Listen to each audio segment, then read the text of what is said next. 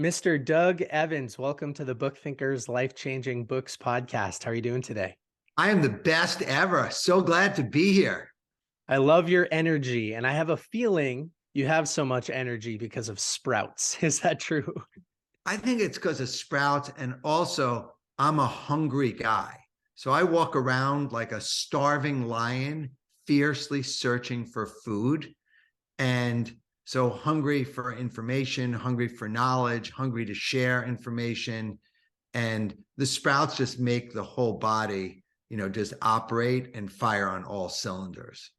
They really do. Well, I'm excited to talk about your best-selling book, The Sprout Book, today.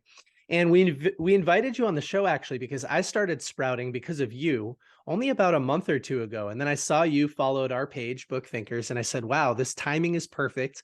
We have to get Doug on the show to tell us all about sprouts. So let's go back to your diet as a kid. You shared that it was not great, and as a result, you had some kind of health issues. Once you moved into sprouts and a better diet, things got better. So let's go back to that time. Tell us, what food did you eat growing up and why didn't it serve you? So I ate the standard American diet, also known as the SAD diet. And we were also living in somewhat scarcity. So we had limited amounts of food and everything was somewhat rationed. And then when I became, when I went into the army, I started to overeat, right? Because I was self-medicating, just the anxiety of being in the army, being a paratrooper, jumping out of planes. Like when there was food and you could go in the mess hall and you could get seconds and triples and quadruples and just keep stuffing your plate, it felt just good. It was very much aligned.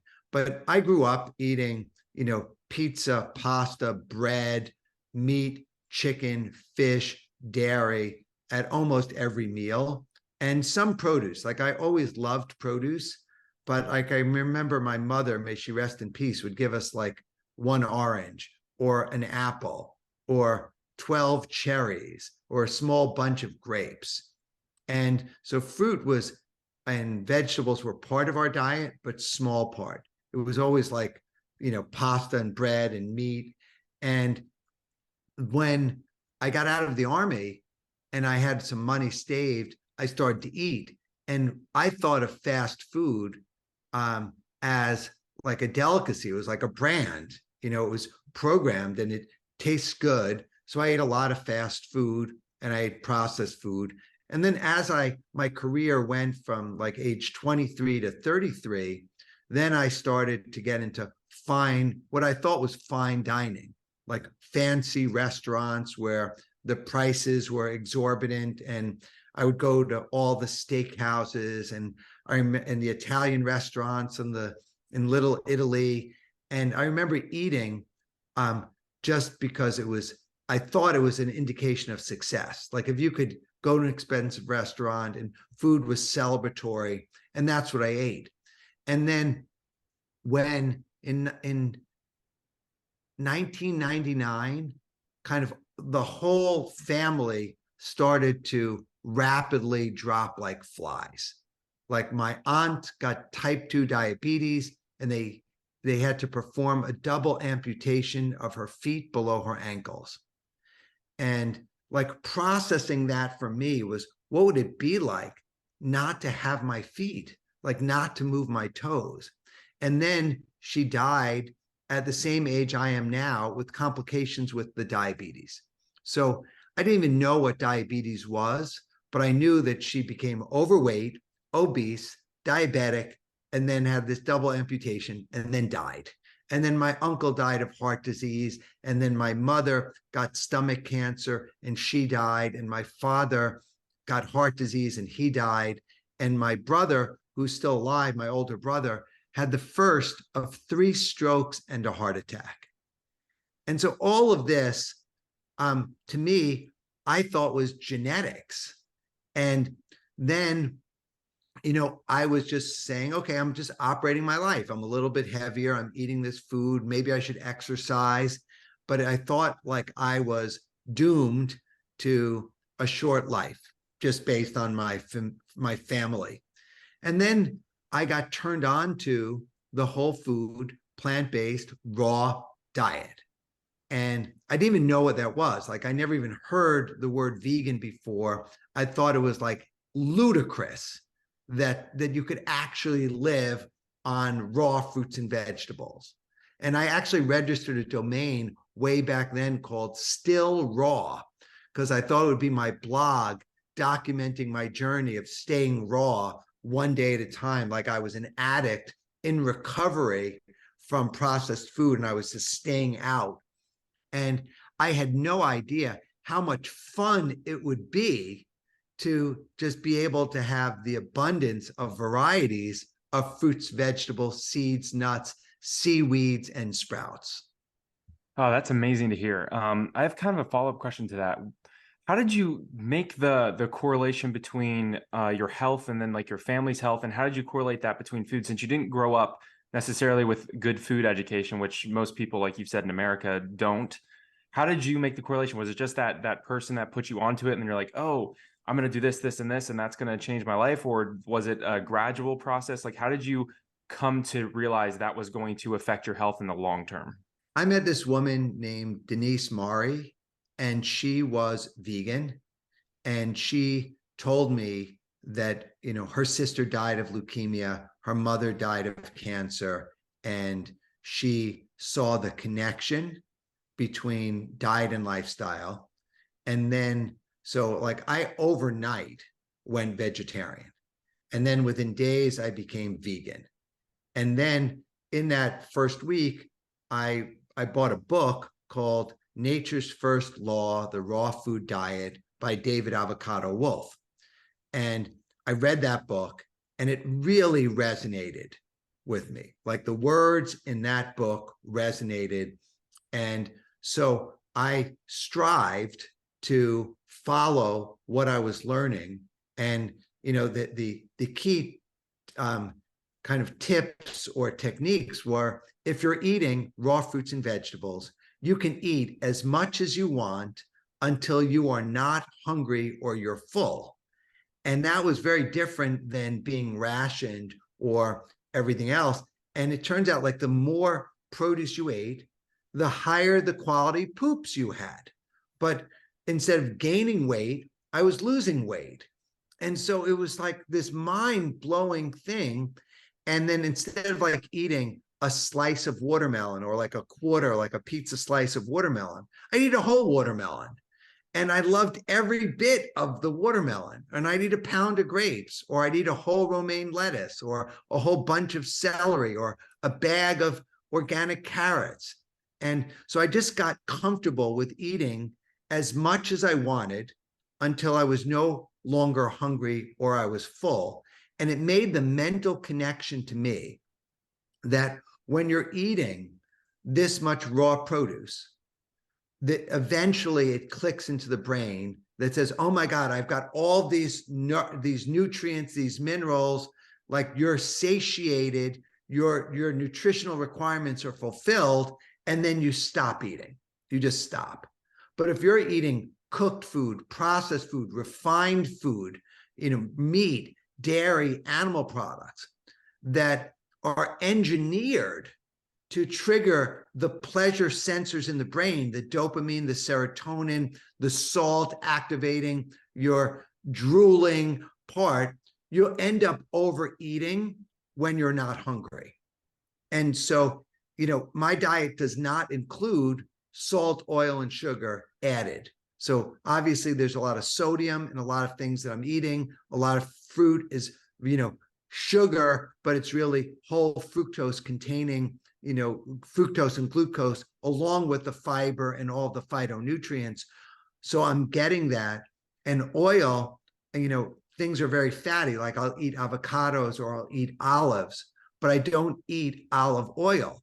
And I know there are people that I like. I have friends who swear by olive oil, and then I have other people that says olive oil is a junk food. And for me, I've honed in on this diet or this lifestyle that just works for me. And I wrote, the book to share a little bit of my journey, because I was like in the foxhole, right? And then now, like, I'm 56 years old. I'm a new parent, so I have a 6-month-old daughter, and I've got the most clear energy that I've ever had in my life, physical, mental part. I'm in better shape today than I was when I was in the US military back in 1984. Do you think everybody can achieve the state of well-being that you're in? I mean, you say in the beginning of this book, the Sprout book, that in America today, we have the worst food ever available as a Yeah, species, but we also have the best. We have sprouts. So can that's right. everybody reverse the damage that they've been doing to their bodies if they adopt sprouts in their diet? I mean, it's hard to make absolute comments, right? It's hard to be categorical. I'm sure there are some things that are genetics, but kind of as a whole, if someone were to shift from eating food that's going to poison themselves to eating foods that will nourish themselves, like you see the transformation. And I think that's what happened, for me when I wrote the book. I think I got the smallest advance, given that year. They did a little paperback book. The first edition was a couple thousand copies. And, now the book hit number 7. I mean, we're talking to book readers, right? The book peaked at number 77 on all books on Amazon, right? So how many books are on Amazon? I don't know, but north of 3 million, right? So to hit 77, to break through, and it became number 1 in vegetarian cooking, vegan cooking, low budget cooking, fiber cooking, and all of these categories I didn't even know that were categories. But it was really powerful that the message resonated with so many different audiences. And, in the book, because I'm not a medical doctor, I'm not a nutritionist or a dietitian, right? I'm a simple, I'm the guy next door, right? Who, people make all sorts of excuses like, oh, well, this is the way that I grew up. That's why I'm fat, sick, and nearly dead, because this is what was given to me. And then other people are like, well, I grew up, with a family that was fat, sick, and nearly dead, and that's why I'm not. So the key for me was providing a solution, something that someone could do, and that someone was me. So I'm an audience of one. Now, I think the book is going to be 3 years old in April. Tens of thousands of copies sold in print, in Audible, in ebooks, and I've gone on countless podcasts. And now social, validation is tens of thousands of people are messaging and posting their sprouting success stories. And the number one question is like, well, why didn't I know this? Like, how is this kept as a secret for so long? And I want to take a moment, and credit the sprouting forefathers and foremothers before me, like Ann Wigmore, Victoria Skavinskis, Brian Clement, Steve Meyerowitz. These people knew about sprouts, promoted sprouts, wrote books, created health centers, and then they just kind of faded. They just faded because they didn't have the megaphone, and the timing to communicate to the masses. And for me, after, I moved to the desert, and I thought idealistically, oh, I'll just grow my own food.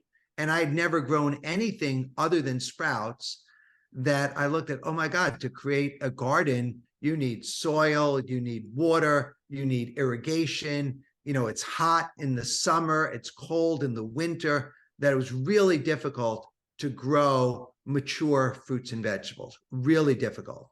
And so while I'm soaking in the hot springs, looking at the sky and the stars and the Milky Way, I'm starting to hallucinate.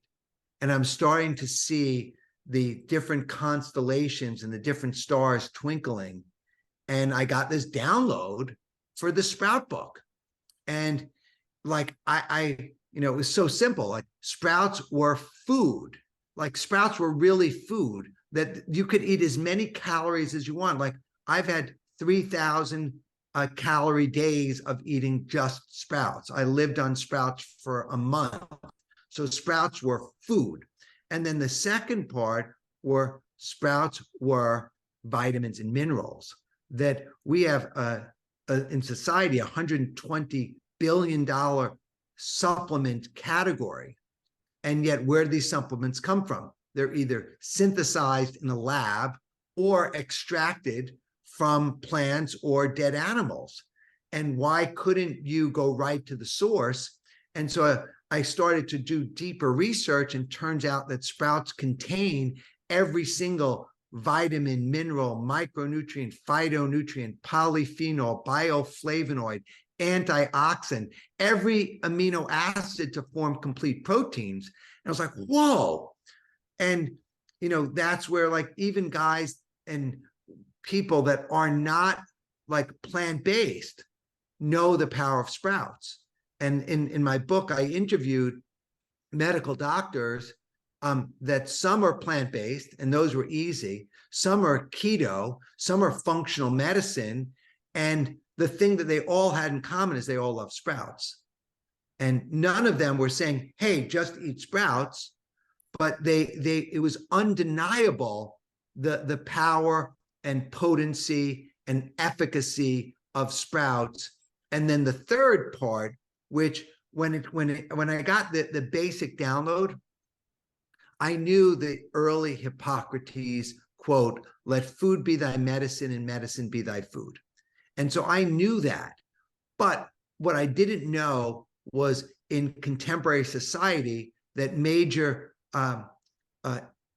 academic institutions like Johns Hopkins University had been researching broccoli sprouts for 30 years, that there were peer-reviewed published papers that talked about the anti-carcinogenic properties of sprouts, how sprouts could be used to kill cancer cells, how sprouts could create heat shock proteins to reverse the symptoms or lessen the symptoms of autism, how sprouts could detoxify benzene from the lungs of people exposed to toxic chemicals and air pollutants, how sprouts could regulate insulin levels in diabetics, how sprouts could be the #1 food for weight loss because they are high fiber, low calorie, low fat. And so the medicinal aspect of utilizing sprouts for medicine, you know, Hippocrates knew it way back when, but we now have been validating this, you know, in scientific and academic institutions for decades. I'm so curious. I'm so excited to get on my sprouting journey. Nick has kind of encouraged me to, and then I read your book and I'm like, okay, I've got to do this. I have 3 kids at home and I'm excited to get them involved. I just ordered like a whole sprouting kit and the broccoli sprouts. I'm enthusiastic and excited about it. And hearing you talk about this is making me even more excited. But I want to go back just a little bit. Like, why do you think, in your point of view, from your opinion, why do you think like nutrition has become so complicated and elusive in America? Like, we all know we have such bad diets, but it doesn't seem like anybody's really talking about this, and it's still kind of pushed under the rug, and people are still eating tons of fast food. In your opinion, why do you think that is, and how can we kind of break out from this, and how can we share more of this information about sprouts and other healthy avenues? I mean, we live in America, right? Arguably the most capitalistic country in the world, right? China may be the richest country, but it's communist. So all the money is floating up to certain leaders, right? In America, it's about capitalism. And, you know, there's a fine line between overregulation and underregulation.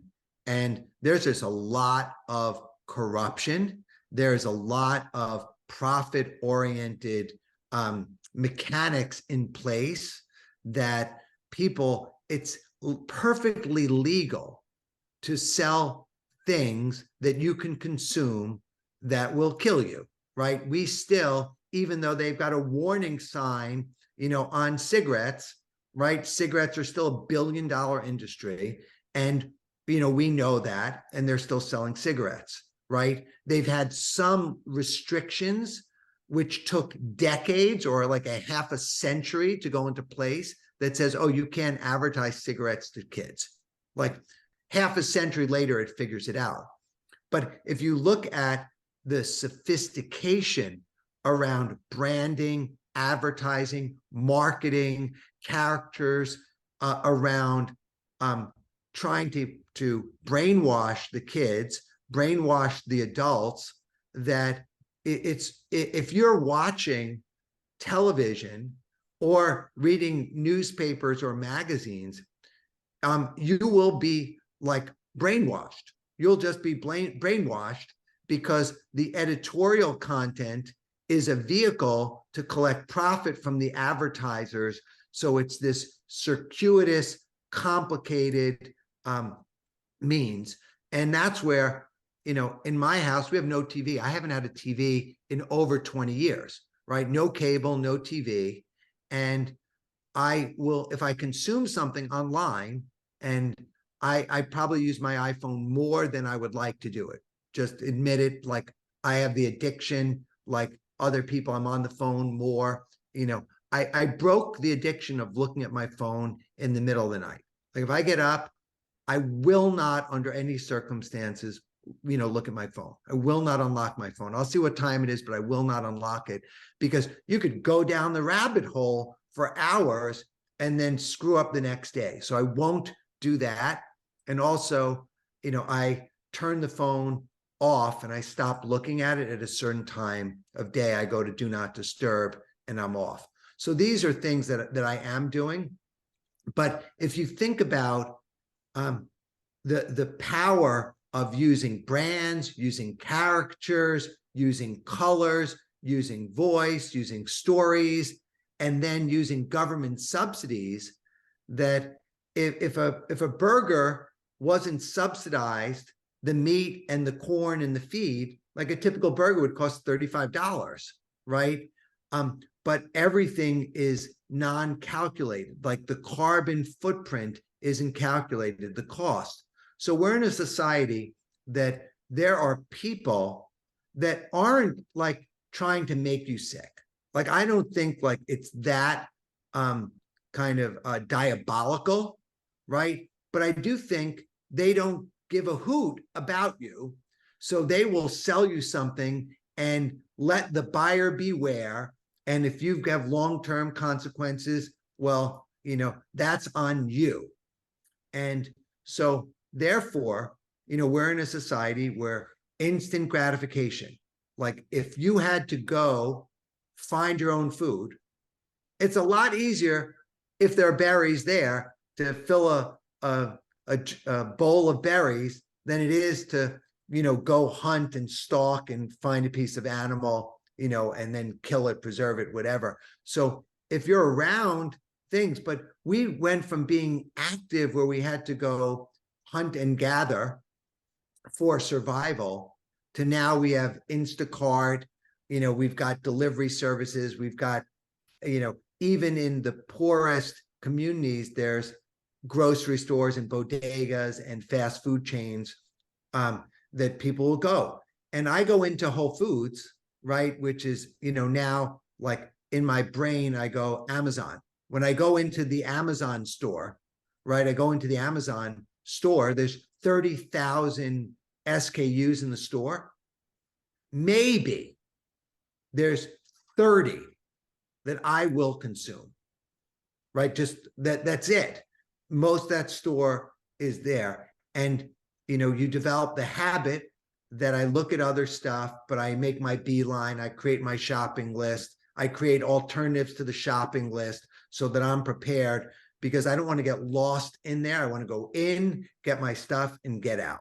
Doug, I love this conversation about the state of America. And I think Luke and I, we work with a lot of personal development type authors. And I think a big piece of personal development, improving every area of your life, nutrition and diet, leading to energy, better sleep, better performance cognitively. Like, these are subjects that we love to talk about. So I'm curious, kind of going back a little bit, you went from vegetarian overnight to vegan a week later. when did sprouts enter the mix? When were you first introduced to broccoli sprouts? When did you start researching the benefits of broccoli sprouts? How did that happen? So I started to sprout before I was even vegetarian or vegan. Like I was in New York, I'd go to the farmer's market, and I was drinking and juicing wheatgrass like over 25 years ago. So long before I was even vegetarian or vegan, and I would suck it up and take the 2 shots of wheatgrass and hold them in my mouth, and I would eat the sprouts when they were available, right? And I never even heard of broccoli sprouts until I started to research my book. And what happened is once I woke up and I got my download and I was like, oh, okay, I think I have a solution for how I'm going to live in my tent in the desert. Because it was not only the desert, it's a food desert. I said, okay, I'm going to sprout. And then when I went online, I was pleasantly surprised 5 years ago with how many sprouting options were there. I can tell you now the sprouting options have increased 20x. Like literally every little rinky-dink sprout company has grown 3x, 5x, 10x since the book came out, since this enthusiasm for sprouting. Like we are seeing a sprouting revolution. Like 2023 is the year of sprouts. There's no question. Like now we've hit critical mass. It's snowballing and it's going. So I first learned about broccoli sprouts when I was researching for the book. So, and the story of how the book came about was I'm sprouting now, and in about 1 cubic foot, I had 6 jars going, and I was able to make enough food in rotation to eat. And that first month was like going really deep on sprouts and getting used to the sprouts.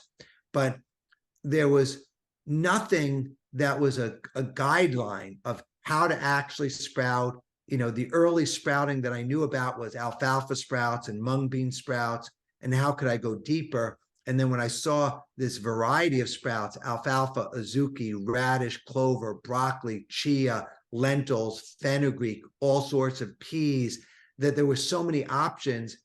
And there's not like USDA data on these. There's no one was talking about it. It was just starting. So I said, I'm going to have to go do academic research and go deep so I can find the information and even how to grow. Like there's a difference between how do you grow certain types of seeds in the timeline, what the soaking duration is, whether you're using a tray or a jar or soil or a sprouting medium, that I had more questions than I had answers.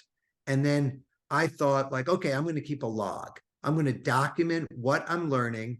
And then I felt like, okay, this is powerful enough. This is new enough. Like my perspective, my voice was fresh and contemporary and energetic. And I'm going to use, my skills and my resources. And you talk about personal development. I'm going to use everything that I learned in personal development and focus it and channel it and unleash sprouts to the world. Man, unleash sprouts to the world. I love it. I think you're doing a great job at that, by the way, because you've got 2 believers right here, and we're going to have many more after this podcast is finished. Can't wait to introduce more people to your book. I had a question about just sprouts, and this might be going back a little bit, but as far as sprouts versus like the actual full-grown thing, like broccoli sprouts versus a full-grown head of broccoli, you make the argument in your book that the sprouts are healthier, or at least more nutritious. Sorry, have more nutrition than the full-grown counterpart. So, why is that, and is that true amongst all fruits and vegetables? I mean, if you think about it, sprouts are like a seed is a living organism in a dormant state. And inside that seed contains an endosperm, an embryo, and fuel. And the magic of the sprout is that it can grow without soil, without sunshine, without fertilizer, and it can grow in days. And so when you soak the seeds you're removing the enzyme inhibitors, the trypsins, the phytic acid, the lectins, all of those things decrease. And then the seed germinates and a root pops out, a shoot pops out, and you have a tender little vegetable. And there are specific compounds, glucosinolates in particular for broccoli sprouts, that are the precursor to this compound called sulforaphane. And they exist in the seed.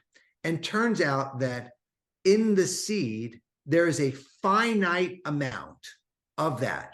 And as the plant grows, the amount and the dose of the glucoraphanin actually gets diluted. And what happens is when the plant goes from seed to sprout to microgreen to market staged vegetable, you get a lot of fiber, you get a lot of vitamin C, you're getting antioxidants, but these concentrated phytonutrients actually get diluted. So you can benefit greatly from consuming all of these items. Like, no, I'm not at all saying don't eat mature vegetables, but from a medicinal level, like if you wanted to treat one of these chronic or acute illnesses, you would need to have an exponent of the mature vegetable in order to get it, and probably so much that you actually wouldn't get it. It would still be healthy, but you wouldn't get it. And that was the insight that I discovered along the way, and I decided to kind of publish it and put it out to the world. Doug, there's a clip that's gone viral. There's a clip that's gone viral a few times on Rich Roll's podcast where you talk about broccoli sprouts having 50 times the cancer-fighting material than an actual mature piece of broccoli. And so what is the chemical there that's helping that's actually glucoraphanin, which is the precursor to sulforaphane. Sulforaphane, yeah. Sulforaphane. Okay. And what happens is inside of the plant, there's almost like little vacuoles.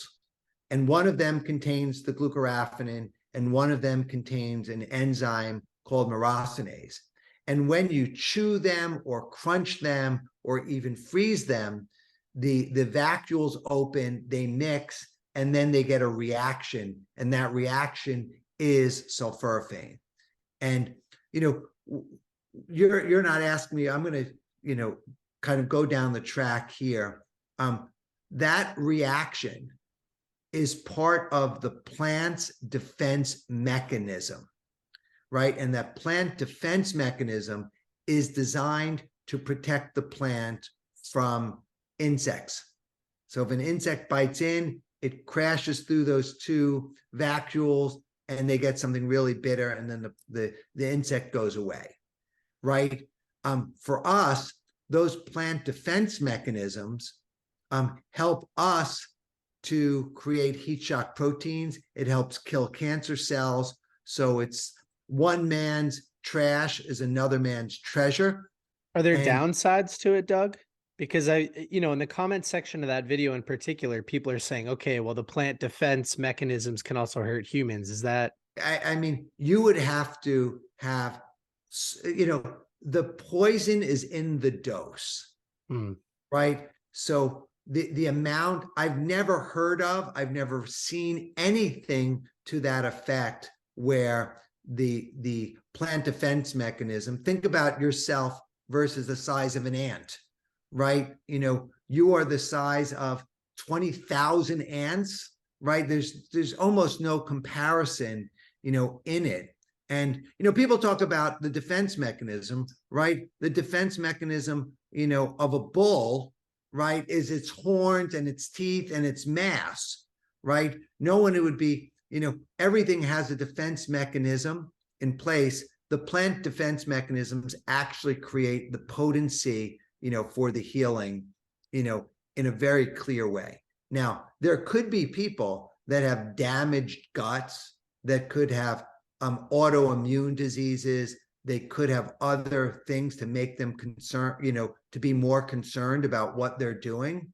But basically, the plant defense mechanisms are extremely healthy. And these items, 50% of the world is vegetarian, right? So people are eating plants all the time. That the notion that the anti-nutrients and plant defense mechanisms is like one of the biggest fallacies that I've ever heard of. It's incomprehensible, to do it. And therefore, I don't spend a lot of time talking on it, because if they were so dangerous, every plant eater adult would be sick or dead. And so the mechanism, of why they're talking about that is like there's a narrative that says you need to eat meat to be masculine, to be tough, and it's just part of this bravado for separationism. It has nothing to do with health. Yeah, and I asked the question because I feel like it's probably the most contentious point around your argument for eating sprouts, and I'm happy that you addressed it in that way. I've been eating sprouts now constantly, almost every single day now, for about a month. I think it's something I'll continue forever because I've had an amazing experience with it so far.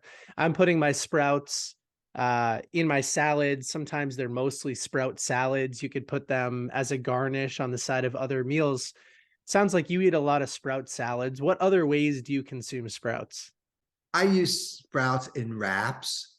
I use sprouts, like I did a little post probably last year where I made like my popcorn equivalent, where I took sprouted garbanzo beans and I added some nutritional yeast and then let them just dry out. And it was just like a great little snack. I use sprouts to make hummuses and dips. So you could use lentils, you could use peas, you could use garbanzo beans. They blend really well and they make beautiful little dips. And so, you can go really gourmet with it, but I think the easiest thing for one to do is salads. Like it's a no-brain way to start is to make a salad. And in my house, we don't buy vegetables. We grow our own vegetables vis-a-vis sprouts. For somebody who's listening, who's like, okay, sprouts sound awesome. This seems great. What's the easiest, what's the simplest way somebody could get started today? Like they put down their phone, they're listening to this, they put down their phone, they can go out. What is the first thing that they can do to just start down this journey of sprouting? Yeah, I think great question. I think you get a mason jar, you get a special lid that costs a couple dollars, or some cheesecloth and a rubber band. And then you just go online and buy some organic sprouting seeds, hundreds of varieties available, tons of sources. And, and then I would say you'd get a real competitive advantage by buying my book, the Sprout Book, but also I put out so much free content that you don't need that. I do have, and I'll put this out there, I have a sprouting masterclass coming up in April that's coming out at One Commune. So it's a 5-part series, and I go deep on sprouts. Like people will know. I wish I could have taken my class, when I started the journey. Doug, as I mentioned, I've been consuming broccoli sprouts now for about a month. I've got 2 different jars set up. They're on a cycle, so I'm always consuming fresh sprouts. What else should I be adding? I've only got broccoli sprouts right now. What are your next couple of recommendations? Only a few, because I don't want my fiance to think I've built out our entire kitchen into a sprout farm, but I think lentils are really easy, really crunchy, and they go through a metamorphosis every day, and you could start consuming them after 24, 36 hours. And I put this in the book. When you sprout lentils, you double the antioxidant levels, you triple the vitamin C, and you quadruple the antioxidants. So in the fibers. So all of these things are just happening. And I would say that the data doesn't add up. Like if you were to take a lentil and crush it and do a nutritional survey of what's in there, and then you take water, which is H2O, 1 + 1 is not going to equal what you're going to get like 5 days later with sprouted lentils. All these other things are going to be blossoming inside. So it's really, what's exciting to me is every day I'm learning more about sprouting, like more nuance, more insight, more how different cultures are incorporating them. It's just really powerful to see. But I would start, you have broccoli sprouts, I'd add some lentils to it. And Mike Posner was doing broccoli sprouts like every day for the last like 15 months. And he just finished reading my book. And I said to him, like, well, what's your biggest takeaway? He goes, there's so many more things to sprout. And Yeah, I so saw that video, sprouts. yeah, so he's like amping his sprout game with more variety now as well. Oh, I love that. And I think you talk quite a bit about alfalfa as well. That's part of your continuous sprouting. Yeah, I mean, if you think about alfalfa hay is what they're feeding horses, which is dry and roughage, and the proteins, the amino acids, the chlorophyll. But when you're eating it in the sprout stage, it's like stem cells. You have very tender, bioavailable, soluble, insoluble fiber. It's just a pleasure to eat a sprout. What are some of your favorite sprouts? If you could only pick one, which one would be your favorite?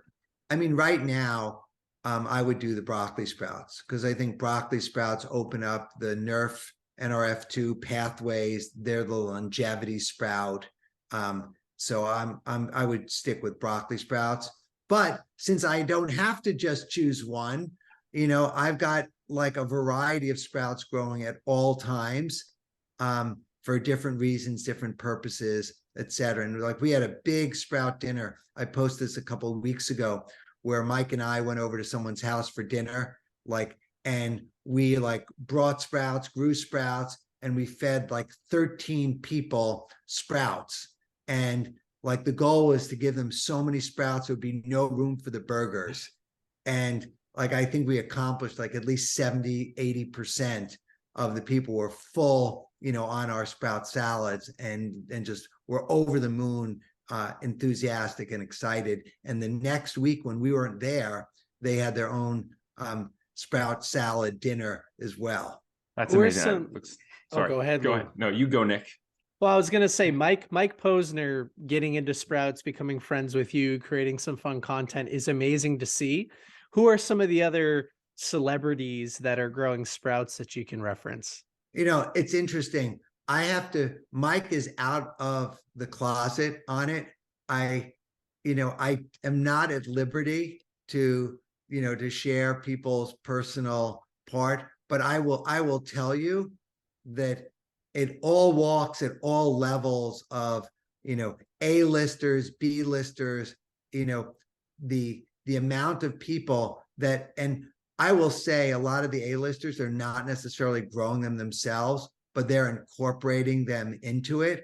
And I spoke with Tony Robbins, and, Tony was like, we eat broccoli sprouts all the time. We grow them.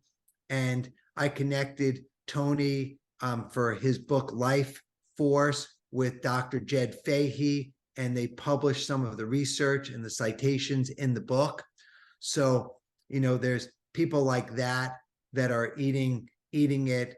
And a lot of the people that that you've interviewed that, are in our common overlap that are in my vortex and field are sprouting and eating sprouts on a regular daily basis. But I would tell you by the end of this year, you're going to see people just coming out. It's going to be not a status symbol, but people are just going to be more comfortable as more recipes come out, as more recipes, as more uses, as more ubiquity, as restaurants start to put on their menu. As if you look on my page, like so many chefs are sharing what they're creating. There's a great baker up in Whistler, British Columbia, who's now doing sprouted breads, and he's just doing copious amounts, like 5 pounds, 10 pounds, of sprouting seeds at a time. And he's selling out, his fresh sprouted breads, which is Ed's Bread, I'll give him a little shout out there. Just doing incredible. Yeah, Doug, that's amazing. We've had Peter Diamandis, who was Tony's co-author of Life Force, on our show to talk a little bit about that book. And we did look in the back and saw the broccoli sprout citation and everything. And there's a little reference in the book for it. So that's amazing. I know we're getting to the end of our time. So Luke, I want to kick it back to you for a couple more questions, and then we can wrap up with Doug. Yeah, well, I have a lot more questions, but we're not going to get to them all today, and that's okay. The big one I wanted to ask was about vitamins and like athletic greens and things like that. For people who are listening who are like, well, I don't want to get into the sprouts because I take vitamins every single day and I'm drinking athletic greens, so I don't need to. What's your take on that? How do you feel about vitamins and supplements? What are your thoughts around that? I mean, if I were to take a supplement, like I think a product like Athletic Greens or Athletic Greens is really clean, right? Well researched, well documented, and just a great product. Like AG1 is a great product. I've been gifted it. I love the product. If I were to look at the thing that's missing in the product is the water molecules. So what I love is the water molecules in a fresh state. Like I love fresh. So to me, if you buy produce in the supermarket, it could be a week or 2 weeks or 3 weeks old. If you're growing sprouts, you are getting a fresh harvest every time. You're getting the peak of freshness at that level. So I love that. If you think about the first thing that happens when you cook food or dehydrate it or freeze dry it is you lose the water molecules from it. And I want to be fueled. I live in the desert and I drink very little water because I'm consuming sprouts that are predominantly 50% or so water weight. So I'm consuming and I'm getting my water, which is extremely structured water because of how it's been consumed into the cytoplasm of the plants. So I think that, in the spectrum of vitamin options, synthetic vitamins, right? Processed things like protein powders and athletic greens and other green powders, and fresh, I would say, and you can survey this on your own, medical doctors, nutritionists would recommend to get your nutrition from food. And hey, that was download number one. Sprouts are food. So, that's what my recommendation would be. And great question. I was kind of scared when Luke asked that because I've been having athletic greens for a while. So I do intermittent fasting. I typically break my fast with athletic greens and then I'll consume a sprout salad like a half an hour after. But I'm happy that you gave it your stamp of approval. It might not be recommendation number one, but it's better than not consuming that kind of stuff. And then the sprout salad probably rounds things off in a better way than not consuming it. Look, I think they've got great transparency, in the product. And they've made it, cool. Green powder's been around forever, and athletic greens has been around for a long time. And I'm now seeing, glad that they are displacing some of the other junk that was synthetic or additives or fillers, with a transparent supply chain. Doug, do you have an age that you'd like to live to? I mean, right now I'm thinking I'm living forever. I love it. I kind of So feel the same way. I tell people that all the time, especially with like David Sinclair and everything they're doing on anti-aging. I feel like sprouts, that's a big part of it. Do you fast? I'm curious. Do you do intermittent fasting? I or do anything? intermittent fasting. I do extensive water fasting.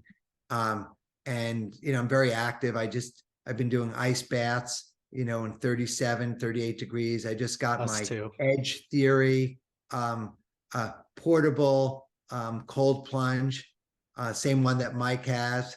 And it's just fun, to do it. And Yeah. doing doing that. And I think like the hormesis, I live at a hot spring. And, here's something else I just want to share with people also. You don't need a sauna to reap the benefits, of hot therapy. Like if you live in the industrialized world and you can take a bath and you could get a steamy bath where it's uncomfortable level, like you bring the bath up 105 to higher and you keep draining the water from the bottom, flowing the water in hot, and you spend 45 minutes to an hour in the bathtub, you're getting the benefit of like the sauna, of the heat therapy. So that's like I actually take outdoor baths in natural geothermal mineral springs. So I've sacrificed a lot of things in order to be able to have that. And so I do that for my hormesis. I do the cold plunge for the hormesis, and I do eating a lot of the sprouts with those anti-nutrients and plant defense mechanism triggering my hormesis, which is, opening up my longevity pathways. I love that. We do cold plunges, we do saunas. I'm in Iceland in a couple of weeks doing the geothermal baths and everything like that. So I can't wait to get back in those. I don't live next to a hot spring like you do, so maybe I'll have to relocate. Luke, any last questions? I know Luke and I each had like 40 questions and we only got to a couple of them. So maybe a little bit later this year, we'll do another podcast. But Luke, any final questions for Doug? No, it was just great talking to you. I love your enthusiasm. You really encouraged me. Like I was already super excited to get into sprouts, and now I'm like level 10, even more excited, and I'm excited to get other people into it as well. Also, we didn't talk about you own businesses, you've done a lot of crazy things, and I'd like Nick said, maybe we can get you back on and ask you more of those little nitty-gritty questions about the rest of your life. But thank you so much for coming on and sharing all your knowledge with us. You're so smart, and it's been just a joy to learn from you. You guys are really kind, and I appreciate you reaching out. I feel, like in the beginning, I couldn't get anyone to talk to me, and now people are like calling me up and inviting me, and I love it and I appreciate it. And find me on Instagram at Doug Evans. You can find me on TikTok, which I'm new to TikTok, but I've had 25 videos go viral, with over 1 million views at this just Sprout Wiz, WIZ. And you could sign up for my newsletter at www.thesproutbook.com. So stay in touch. Amazing. I'll definitely be signing up for the newsletter, and we'll be posting some content from this interview on socials if everybody wants to go check it out. Okay. All right, Doug, thank you. Hey, thank you guys. You're doing great work. I'm so grateful for you. Thank you.